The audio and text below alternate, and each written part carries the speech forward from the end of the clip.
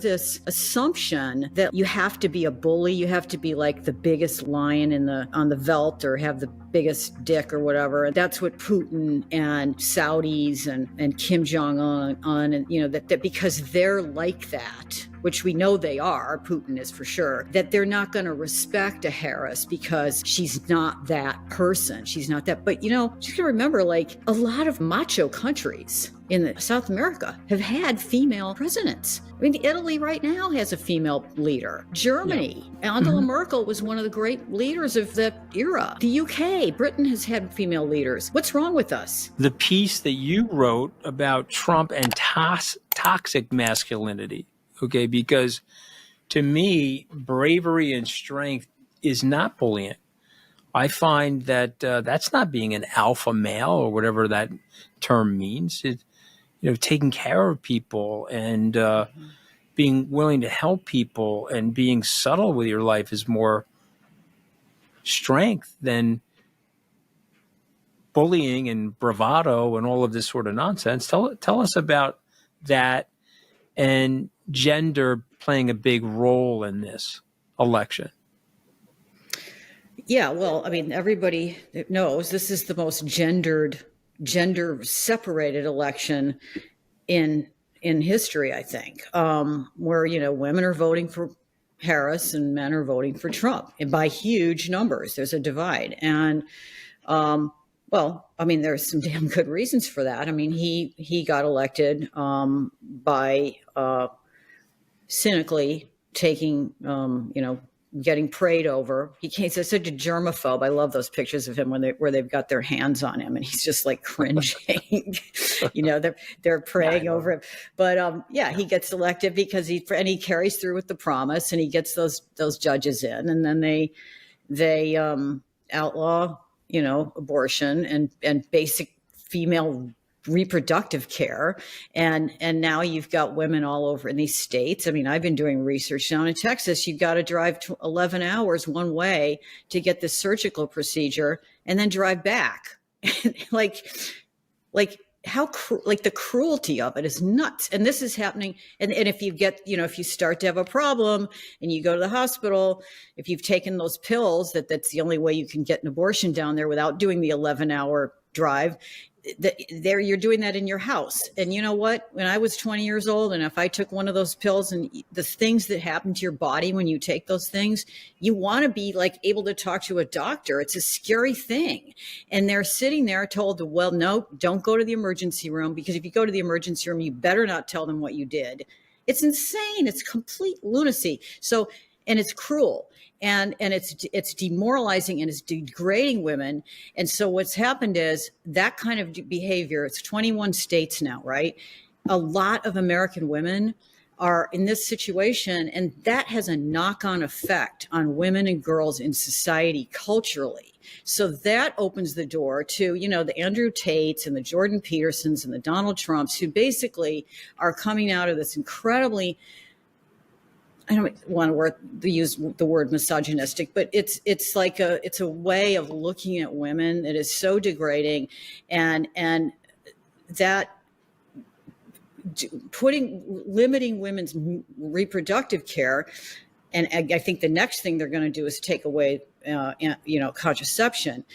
That is opening the door to this kind of really, really retrograde situation for American women. And it's obvious why women would vote for Harris and not him. Yeah. Now, let's just remember, not all women are voting for Harris. Some of them are voting for Trump. And I actually, in my column last week, interviewed Celinda Lake, who's a really interesting, knowledgeable expert on women's political leanings in the United States. And I asked her, what's the deal? Like, people are always wondering, like, why are white women, there's a certain segment of white women that have voted for Trump. What are they doing? And she said, well, there are a couple things. It's still women out there who will say, well, first of all, they don't want conflict with the husbands, and the husbands are voting for Trump. So they just sort of capitulate. And they say, well, if the pollster calls, they'll say, there's this presumption that the man has more information. So they'll say to the pollster, well, I don't know anything about politics. Talk to my husband. And it's hard for me to imagine that kind of person, because I literally live in this community where we spend all of our dinners and social events with other people talking about politics. That's another thing. And I'm sure you do too, Anthony. So it's really hard to like imagine who these people are, but they're out there. There are a lot of them. There are fellow Americans, and they aren't sitting around talking about this stuff 24/7. They're not paying attention. That's who is the undecided voter.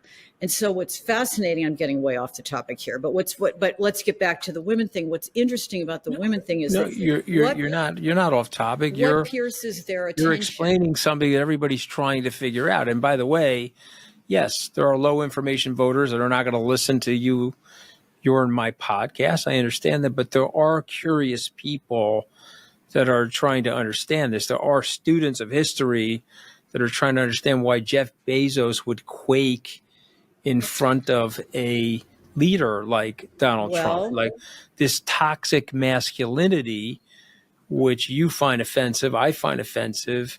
Is it working for Trump? Because he's got Elon Musk, roof. He's got Jeff Bezos, roof. I mean, is it working? I like that roof, that puppy dog. It's a great point. Well, but go ahead, keep going. I'm sorry to interrupt, but I mean, no. Is it working? Is the toxic masculinity working for this man? I think it is absolutely working. I mean, look at the younger men. I mean, there was a whole daily podcast on this a few days ago with the women and young men, and these younger men are really going all in for him. The Gen Z, or late millennial. Yeah, the younger men, 20 somethings, are like, they're attracted to this.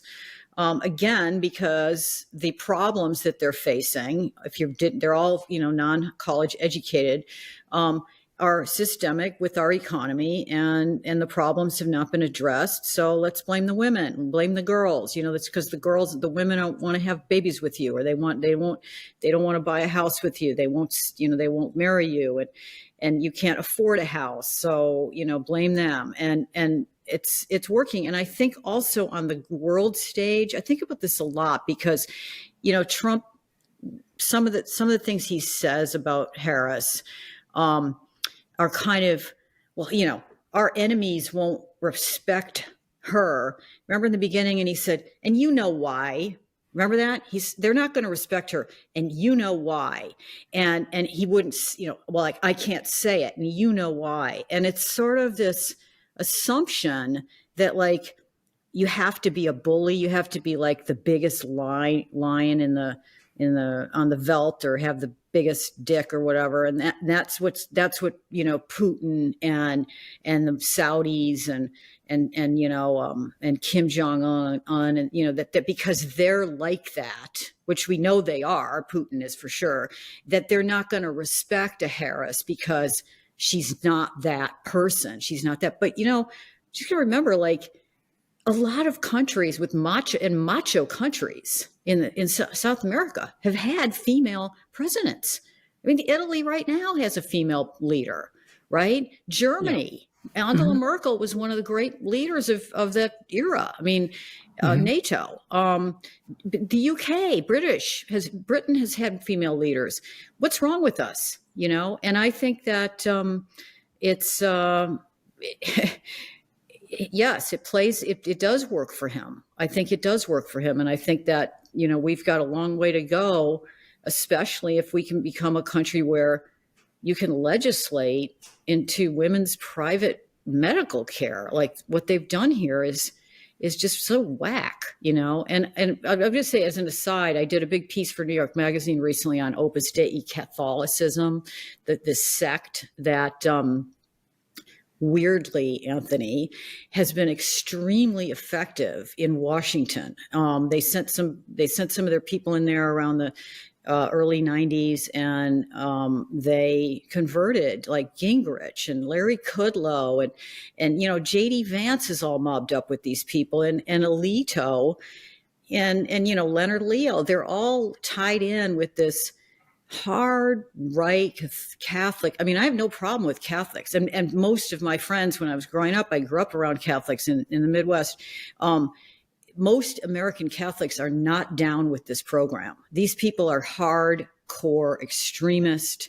Like they want to go back to medieval era monarchy, papal states. It's absolutely nuts. And that's where J.D. Vance comes in. And J.D. Vance is tied in with these people who are literally starting to say the stuff that you would never have thought in my lifetime as a, I mean, again, my whole lifetime has been spent with abortion being legal. And nobody would say, oh, you know what? Maybe American women shouldn't vote.